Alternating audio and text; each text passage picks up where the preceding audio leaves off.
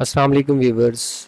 आज के इस ट्यूटोरियल के अंदर हम जो है वो सीखेंगे कि कंस्ट्रक्टर्स क्या होते हैं, डिस्ट्रक्टर्स क्या होते हैं और कंस्ट्रक्टर ओवरलोडिंग क्या होती है, डिफ़ॉल्ट कॉपी कंस्ट्रक्टर जो है वो क्या होते हैं।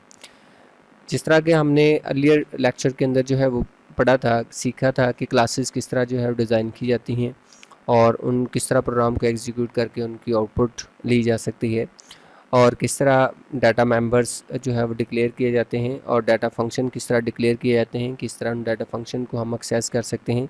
जिस सारा काम हम जो है वो प्रीवियस वीडियो के अंदर अपना जो है वो कर चुके हैं। तो आज हम पढ़ेंगे कि कंस्ट्रक्टर्स क्या होते हैं, क्यों इनको जो है वो इस्तेमाल किया जाता है अपने प्रोग्राम के अंदर, हम क्यों इनको इस्तेमाल करते हैं। अ constructor is a member function that is automatically execute when an object of that class is created. तो it is used to create an object.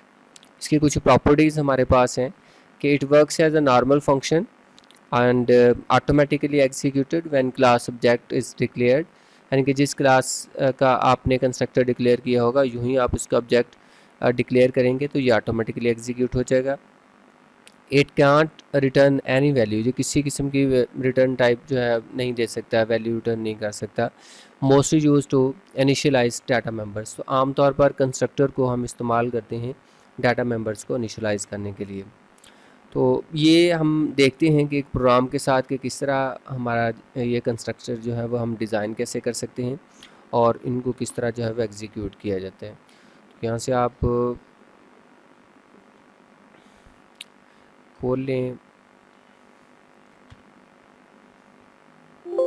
Turbo C plus plus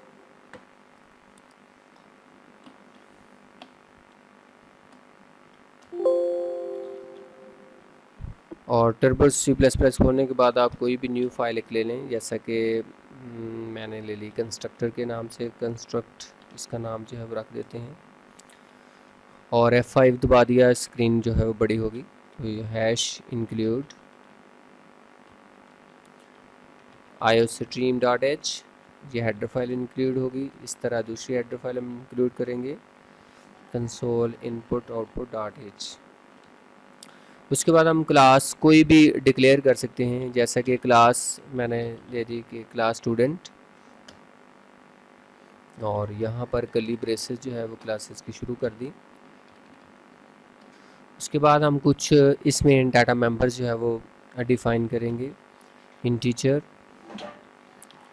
A B, जिस तरह उस दिन सम के लिए हमने प्रोग्राम जो है वो बनाया था प्रीवियस, चलें दोबारा से देख लेते हैं। और ये वाले हमारे पास मेंबर जो होंगे वो प्राइवेट में आएंगे। उसके बाद हम मेंबर फंक्शन इनके डिक्लेयर करेंगे, वो आपके पब्लिक में आएंगे।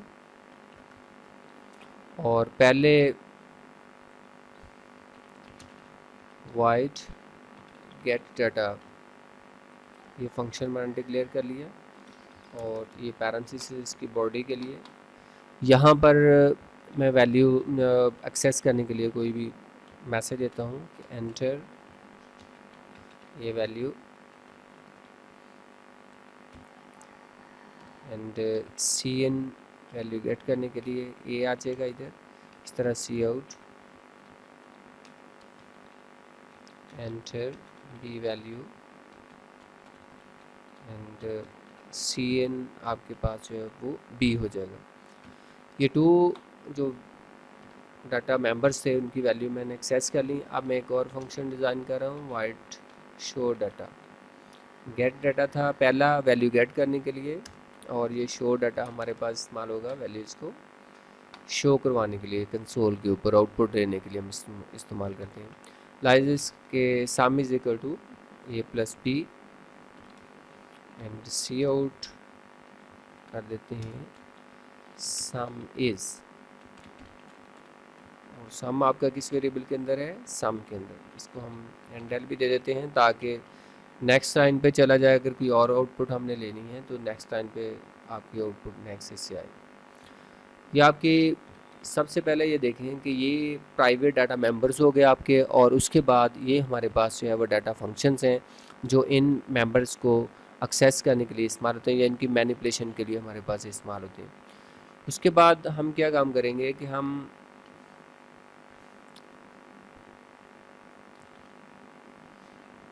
मेन प्रोग्राम जो है वो बनाते हैं। वाइड मेन, उसकी पैरेंथेसिस कर्ली ब्रेस से शुरू। अब हमने क्या किया था कि स्टूडेंट जो नाम था क्लास का हमारा, उसका हमने ऑब्जेक्ट डिक्लेयर किया था, जिस तरह हम किसी और डाटा टाइप के ऑब्जेक्ट डिक्लेयर करते हैं, जो O1 हो गया। अब जो हमारे पास ये क्लियर स्क्रीन के लिए भी हम लगा लेते हैं CLR SCR, ताकि आउटपुट आपकी जो है वो सही तरीके से आए। उसके बाद हम करते हैं कि उन मेंबर फंक्शंस को, जो गेट डाटा का फंक्शन है या शो डाटा का फंक्शन है, उनको एक्सेस कैसे किया जाएगा। तो ऑब्जेक्ट नेम हमारे पास O1 है। O1 डॉट ऑपरेटर के साथ मैंने आपको बताया था कि फंक्शन नेम यहाँ से लिखने से वो फंक्शन एक्सेस हो सकता है, उसकी जितनी भी स्टेटमेंट्स हैं। इसी तरह हमारे पास O1 डॉट यहाँ पर हो जाएगा शो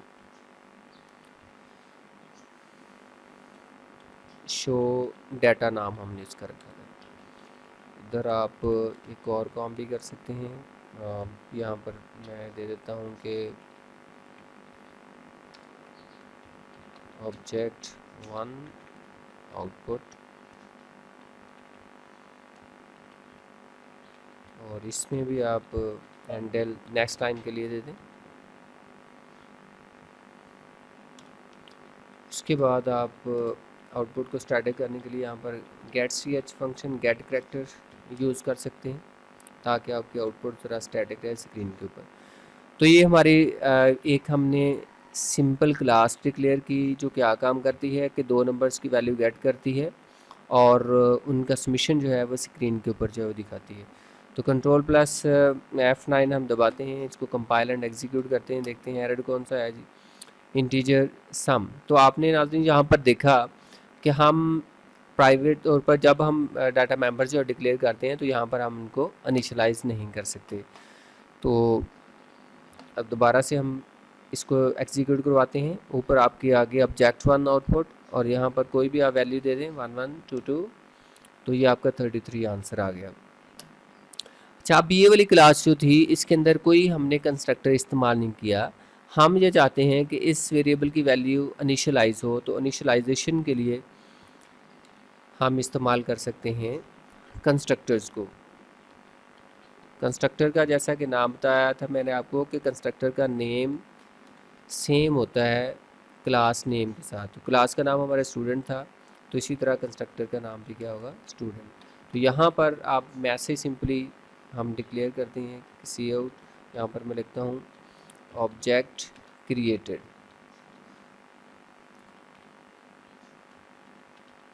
इसको हैंडल में कर देता हूँ। अच्छा, अभी इसके अंदर मैंने कोई इनिशियलाइजेशन नहीं दी, मैंने सिर्फ उसको इनिशियलाइजेशन भी करनी है, तो suppose sum is equal to कर दिया इधर 0। अब भी आपका एरर नहीं आएगा। अच्छा, अभी ये देखें कि मैंने सिर्फ कितने ऑब्जेक्ट डिक्लेयर किए हैं, एक ऑब्जेक्ट। तो कंस्ट्रक्टर कितनी दफ़ा चलेगा, एक दफ़ा एग्जीक्यूट हो जाएगा। ये देखिएगा ज़रा, कंट्रोल+ F9 दबाया, ये आपके सामने आउटपुट आ गई।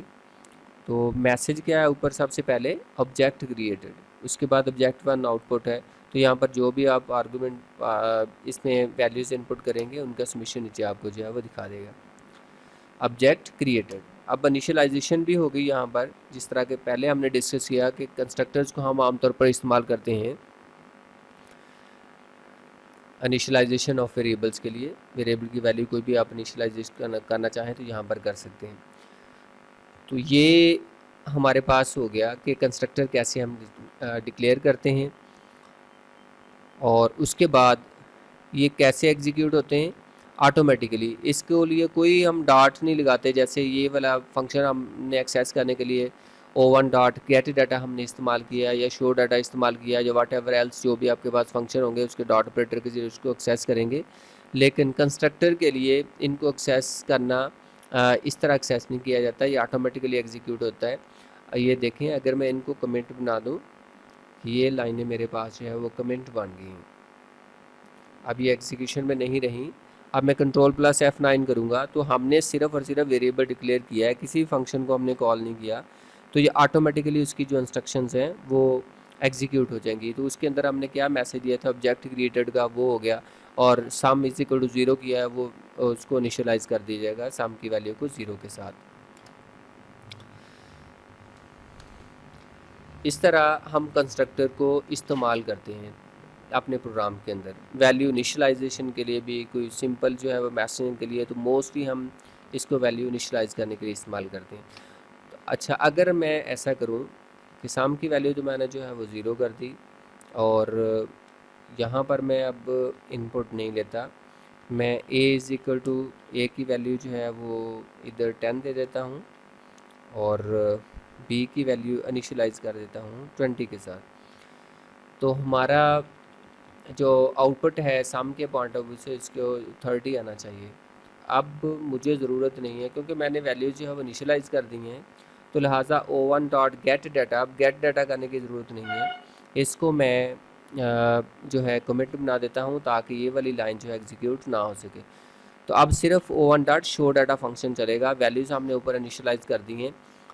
ए की वैल्यू हमने जो है कितनी रखी है 10, और बी की वैल्यू हमने कितनी रखी है 20 रखी है, और इस तरह सम को इनिशियलाइज़ कर दिया है 0 के साथ। ये सिर्फ गेट डाटा फंक्शन आपका एग्जीक्यूट नहीं होगा, वैल्यूज़ आपसे नहीं गेट की जाएंगी क्योंकि हमने इनिशियलाइज़ कर दी है वैल्यू। तो sum is equal to A plus B कर देगा, उसके बाद रिजल्ट दिखा देगा स्क्रीन के ऊपर। तो देखते हैं कंट्रोल प्लस 9 से एग्जीक्यूट करते हुए, तो अब देखें कोई हमसे उसने जो है वो इनपुट नहीं मांगी, तो रिज़ल्ट उसने कितना दे दिया 30 दे दिया। और इसी तरह अगर मैं इधर जो है वो 40 करता हूँ तो वहाँ पर ऑटोमेटिकली जो है वो 60 आंसर आ जाएगा आपका, लाइक दिस, इस तरह। तो इस तरह कंस्ट्रक्टर्स हम क्रिएट कर सकते हैं और इसको डाटा मेंबर्स को इनिशियलाइज़ करने के लिए हम इस्तेमाल जो है वो करते हैं। अच्छा, अब ये हमने सिर्फ जो है वो एक ऑब्जेक्ट डिक्लेयर किया था। अगर मैं O2 कर दूं तो आपका ये वाला मैसेज जो है वो 2 दफ़ा आएगा, ये ऑब्जेक्ट क्रिएटेड का। जितनी दफ़ा आप ऑब्जेक्ट डिक्लेयर करेंगे उतनी दफ़ा ही कंस्ट्रक्टर आपके एग्जीक्यूट होंगे। अब देखें ऑब्जेक्ट क्रिएटेड 2 टाइम हो गया। अब जितने भी ऑब्जेक्ट आप क्रिएट करोगे उधर ऑटोमेटिकली उतनी दफ़ा ही जो इंस्ट्रक्शन जो है वो एग्जीक्यूट होंगी। अच्छा, ये थे कि कंस्ट्रक्टर्स क्या हैं। उम्मीद है आपको कंस्ट्रक्टर के हवाले से जो है वो अच्छे तरीके से समझ आ गई होगी कि कंस्ट्रक्टर हम किस तरह डिक्लेयर करते हैं अपनी क्लास के अंदर, उसको कैसे इस्तेमाल किया जाता है। अब हम देखते हैं कि कंस्ट्रक्टर जो है वो ओवरलोडिंग क्या होती है। अब हम बात करते हैं कि कंस्ट्रक्टर ओवरलोडिंग क्या होती है। तो ये कंस्ट्रक्टर तो हमने देख लिया, और कंस्ट्रक्टर ओवरलोडिंग क्या है? The process of declaring multiple constructor with the same name but different arguments is known as constructor overloading. The constructors with same name must be different in one of the following, यानी कि number of parameters उनके different हो, किसी में 1 हो, किसी में 2 हो, किसी में 3 हो, या टाइप्स ऑफ पैरामीटर डिफरेंट हो, जैसे इंटीजर है तो किसी में इंटीजर फ्लोट आ जाए, किसी में इंटीजर डबल आ जाए। एंड सीक्वेंस ऑफ पैरामीटर्स कि उनकी तरतीब जो है पहले किसी में इंटीजर है, दूसरे में फ्लोट है, तीसरे में करैक्टर है, तो डिफरेंट इसकी कि पहले आप करैक्टर लें, दरमियान में इंटीजर कर लें, फिर फ्लोट कर लें, इस तरह इनकी तरतीब डिफरेंट होगी। ये हमारे पास कंस्ट्रक्टर ओवरलोडिंग कहलाती है, यानी कि जब हम कंस्ट्रक्टर का नाम क्योंकि क्लास की नेम के क्लास नेम जो होता है उसके बराबर होता है, तो more than, if you want to declare more than one constructor in your program, then you must have to change something in the constructors. तो वो कौन कौन सी चेंजेस हो सकती हैं? नंबर ऑफ आर्गुम पैरामीटर जो है वो चेंज हो सकते हैं, नंबर ऑफ जो है हमारे पास टाइप ऑफ पैरामीटर चेंज हो सकती है, सीक्वेंस ऑफ पैरामीटर आपका जो है वो चेंज हो सकता है। तो देखते हैं कि कंस्ट्रक्टर ओवरलोडिंग जो है वो किस तरह होती है। अभी चलते हैं दोबारा उधर टर्बो सी की तरफ।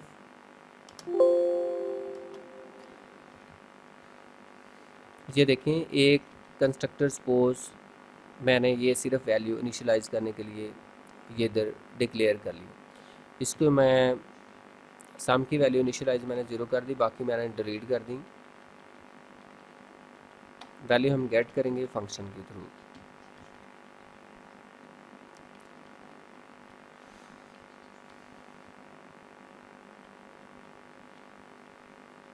अब हम एक और कंस्ट्रक्टर बनाते हैं कि हम ये चाहते हैं कि हम उस कंस्ट्रक्टर को वैल्यू जो मेन प्रोग्राम से हमारे पास ऑन हो वो इसको मिले। जस्ट लाइक फंक्शन में हम किया करते थे पासिंग आर्गूमेंट्स में, इंटीजर ये एक्स मैंने कर दिया और इंटीजर इधर जो है मैंने वाई कर दिया।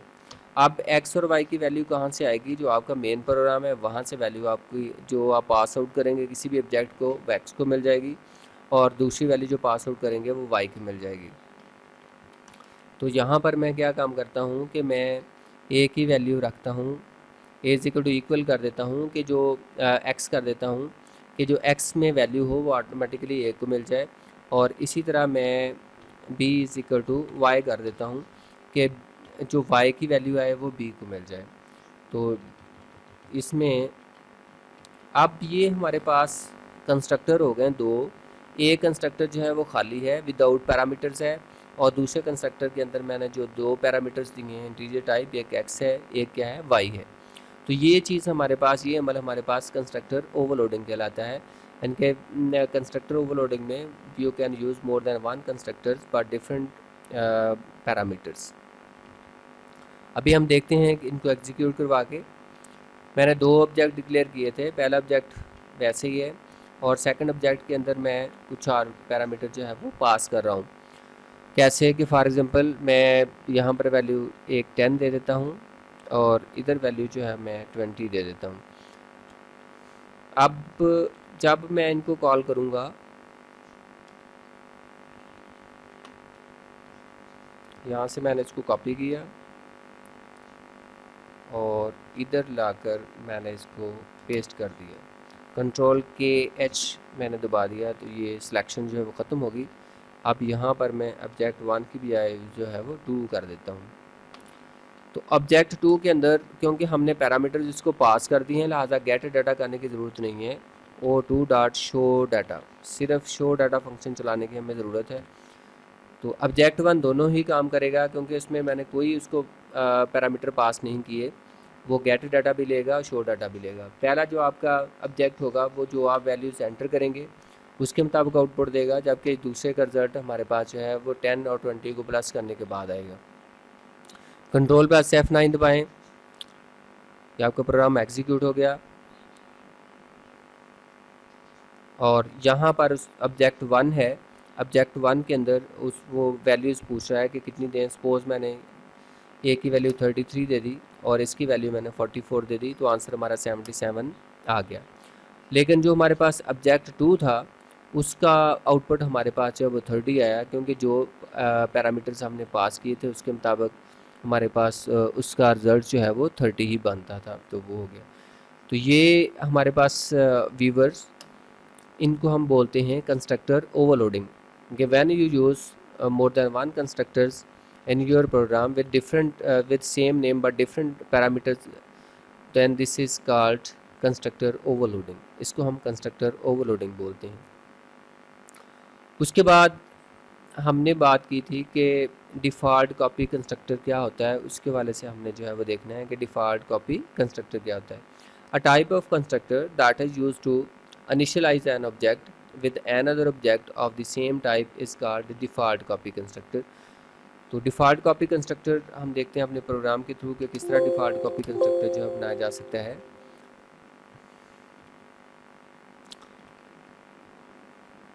अभी मेरे पास एक और मैं ऑब्जेक्ट डिक्लेयर करता हूँ, उसका नाम मैं O3 रखता हूँ। मैं ये चाहता हूँ कि जो O1 का डाटा है वो O3 में चला जाए। तो इस फिर कैसे होगा कि O3 इज़ इक्वल टू हो जाएगा किसके, O1 के। अब क्या होगा, यहाँ से इसको मैंने सेलेक्ट किया, कॉपी कर लिया, कॉपी करने के बाद इधर मैं इसको पेस्ट कर रहा हूँ, ये पेस्ट कर दिया। कंट्रोल के एच से सिलेक्शन ख़त्म होगी। अब हमने क्या काम किया है कि जो O1 को हम वैल्यूज़ पास करेंगे वो सेम आएंगे किसके अंदर, O3 के अंदर। O1 की जो वैल्यूज़ हमारे पास होगी वो O3 के अंदर हमारे पास जो है वो सेम आ जाएगी। यहाँ पर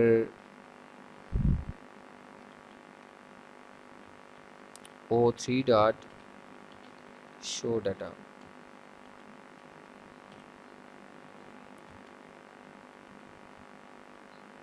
ये अब हमारे पास स्टूडेंट 3 जो है उसकी आउटपुट आएगी। कंट्रोल प्लस F9 देखते हैं।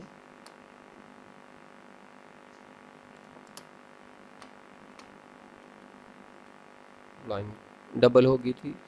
कंट्रोल प्लस F9, यहाँ से देखें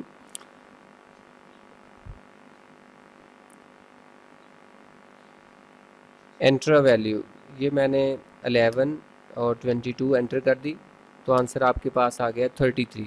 आपने यहाँ पर देखा कि ऑब्जेक्ट 1 की जो आउटपुट है सम की वो भी 33 है, जबकि ऑब्जेक्ट 2 को हमने 10 और 20 पास किए थे उसकी 30 है, और ऑब्जेक्ट 3 को भी हमने कौन सी वैल्यू पास की हैं जो ऑब्जेक्ट 1 की है, तो वो उसका आंसर भी ऑब्जेक्ट 1 की तरह हमारे पास 33 है। तो ये व्यूअर्स हमारे पास कहलाता है डिफ़ॉल्ट कॉपी कंस्ट्रक्टर। यानी कि इस तरह जब हम एक ऑब्जेक्ट को इनिशियलाइज़ करते हैं दूसरे ऑब्जेक्ट के साथ जो सेम टाइप के होते हैं, then it is known as default copy constructor. इसके बाद हम देखते हैं कि डिस्ट्रक्टर्स हमारे पास क्या होते हैं। जिस तरह हमने पढ़ा कि ऑब्जेक्ट्स हमारे पास इस्तेमाल होते हैं, इसको कंस्ट्रक्टर्स हमारे पास इस्तेमाल होते हैं ऑब्जेक्ट को क्रिएट करने के लिए। जो ही ऑब्जेक्ट किसी कंप्यूटर की मेमोरी के अंदर इनिशियलाइज़ होता है या क्रिएट होता है तो वो मेमोरी के अंदर कुछ ना कुछ स्पेस जो है उसको एलोकेट कर दी जाती है। अगर हम चाहते हैं कि वो जो स्पेस जो है वो ख़त्म हो जाए, खाली हो जाए मेमोरी, ताकि दूसरे प्रोसेस के लिए जगह बच जाए, तो फिर हम ऑब्जेक्ट को जो है वो डिस्ट्रॉय भी करते हैं। तो ऑब्जेक्ट को डिस्ट्रॉय करने के लिए या मेमोरी से उसको वॉश आउट करने के लिए हम जो इस्तेमाल करते हैं चीज़ वो हमारे पास डिस्ट्रक्टर्स कहलाते हैं। दूसरे लफ्ज़ों में destructors are used to destroy the object from the memory. वो ऑब्जेक्ट कंस्ट्रक्टर ऑब्जेक्ट क्रिएशन के लिए इस्तेमाल होते हैं, जबकि डिस्ट्रक्टर्स हमारे पास ऑब्जेक्ट को ख़त्म करने के लिए इस्तेमाल होते हैं या उनको डिस्ट्रॉय करने के लिए इस्तेमाल होते हैं। ये भी हमारे पास ऑटोमेटिकली एग्जीक्यूट हो जाते हैं। इनकी कुछ प्रॉपर्टीज़ हैं कि ये ऑटोमेटिकली एग्जीक्यूट हो जाते हैं, और इनको A destructor is a member function that is automatically executed when an object of that class is destroyed. It is used to destroy an object from memory, और tilde sign is used to declare the destructors। ये भी automatically execute हो जाते हैं। इसको भी return, इनकी return type कोई नहीं है, और ये किसी किस्म का आर्गूमेंट नहीं ले सकते कंस्ट्रक्टर की तरह। तो देखते हैं यहाँ पर हमने लिखा है स्टूडेंट। अगर मैं ये काम करूं कि इधर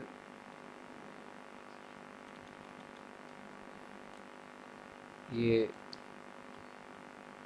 टाइल्ड साइन है और इसके साथ लिख दूं मैं स्टूडेंट, और उसके अंदर जस्ट हमने मैसेज देना है सी आउट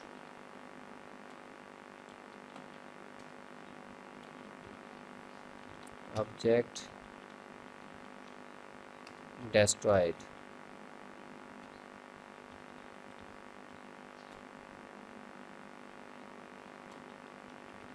हैंडल इसको कर दिया। ये ऊपर दो कंस्ट्रक्टर्स हैं हमारे पास स्टूडेंट्स क्लास के, और ये विदाउट आर्गुमेंट है, और इसके अंदर दो हमारे पास पैरामीटर्स हैं x और y। तो ये हमने डिस्ट्रक्टर बनाया है जो ऑब्जेक्ट को क्या करेगा, डिस्ट्रॉय करेगा। कंट्रोल प्लस F9 अब दबाएं। यहाँ पर कोई भी वैल्यू, ये 1 दे दी मैंने, 2 दे दी, 3 इसका जवाब आ गया। अच्छा, जिस तरह ये ऑब्जेक्ट क्रिएटेड ऊपर आया आउटपुट, और अब बाकी चीज़ें आपकी एग्जीक्यूट हुई हैं, इस तरह डिस्ट्रक्टर भी एग्जीक्यूट हो गया है। लेकिन आपको इसका जो है वो मैसेज स्क्रीन पे नज़र इस तरह नहीं आएगा। इसको देखने के लिए हम ये एंटर दबाएंगे, दोबारा इधर कंट्रोल हो जाएगा, Alt + F5 दबाना है आपने। तो आपको ऑब्जेक्ट डिस्ट्रॉयड देखें, 3 हमने जो है वो ऑब्जेक्ट डिक्लेयर किए थे, O1, O2 एंड O3। इसी तरह तीनों ही हमारे पास सब्जेक्ट क्या हो गए, डिस्ट्रॉयड हो गए। तो Alt + F5 दोबारा आप देखना चाहें तो Alt + F5 दबाएंगे तो तब आपको पता चलेगा कि ये डिस्ट्रक्टर इस तरह जो है वो एग्जीक्यूट होते हैं। उम्मीद है आपको कंस्ट्रक्टर्स क्या होते हैं उसके बारे में पता चल गया होगा। कंस्ट्रक्टर ओवरलोडिंग क्या होती है वो भी आपने सीख ली होगी, और डिफ़ॉल्ट कॉपी कंस्ट्रक्टर क्या होते हैं वो भी आपको पता चल गया होगा। इनको डिफ़ॉल्ट कॉपी इसलिए कहते हैं क्योंकि हर क्लास के अंदर ये बिल्टन डी कॉपी की फैसिलिटी, मतलब इस तरह ऑब्जेक्ट को कॉपी करने की फैसिलिटी है, इस वजह से डिफ़ॉल्ट कॉपी कंस्ट्रक्टर्स कहलाते हैं। और उसके बाद हमने डिस्ट्रक्टर्स के हवाले से पढ़ा कि डिस्ट्रक्टर्स क्या होते हैं और किस तरह उनकी वर्किंग होती है। तो नेक्स्ट वीडियो के लिए अल्लाह हाफिज़। अगर किसी ने अभी तक चैनल जो है सब्सक्राइब नहीं किया तो वो चैनल जो है वो सब्सक्राइब करें ताकि नए आने वाली वीडियोस का उनको जो है वो पता चल सके। तब तक के लिए अल्लाह हाफिज़।